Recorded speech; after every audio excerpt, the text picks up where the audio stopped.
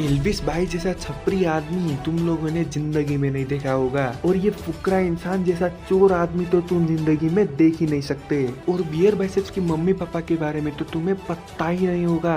और अगर ऐसे ही बातें मैं बोलता रहा तो तुम लोग मुझे नंगा करके मारोगे, क्योंकि मुझे पता है इनकी फैन बेसिस के मुकाबले मैं कुछ भी नहीं हूँ। मैं चींटी हूँ तो ये हाथी, मैं इंसान हूँ तो ये डायनासोर। कहाँ राजा भोज, कहाँ गंगो तेली।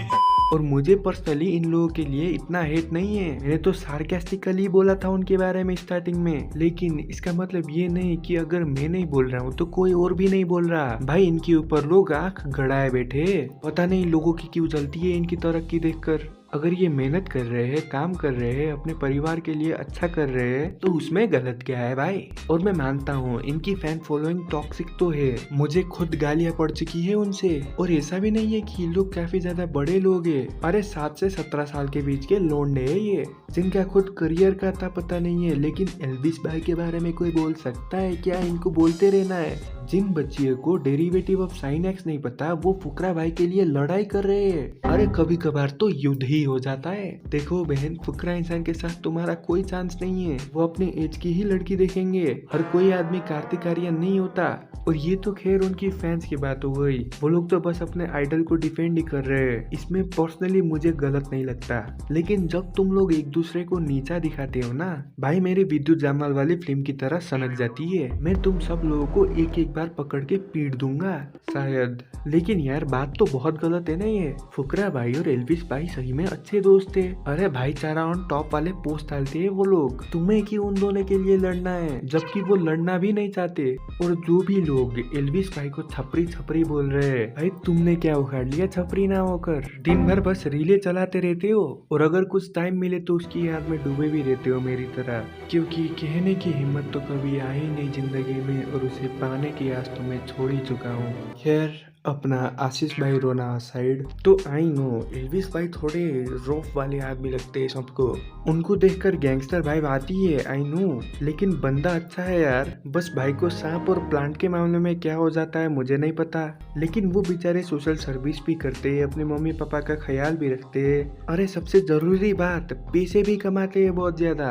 और मीटअप देखा है तुम लोगों ने इनका? सड़के में जाम लग जाती है भाई, प्योर सेलिब्रिटी वाइब्स। हालांकि ऐसा मीटअप नहीं करना चाहिए किसी को भी, क्योंकि अपने मीटअप के लिए किसी और का काम धंधा रोकना अच्छी बात नहीं होता। और आजकल तो लोग बहुत ज्यादा बिजी बैठे हैं, रोड ब्लॉक होने से कई सारी डिफिकल्टी आ सकती है। लेकिन खैर ये सब बातें तो सुधारी जा सकती है। और एल्विस भाई तो रियली रहते हैं यार, इसमें उन्होंने गलत क्या कर दिया? हालांकि कुछ चीजें हैं जो उन्हें नहीं करनी चाहिए, लेकिन तुम भी वो बातों को इग्नोर कर ही सकते हो यार, इतनी भी कोई बड़ी बात नहीं है। मेरे सब्सक्राइब बटन को तो इग्नोर कर ही रहे हो ना। इस चीज के ऊपर नहीं बोलने का बिल्कुल। और लगे हाथ तो बात कर लेते हैं फुकरा भाई की।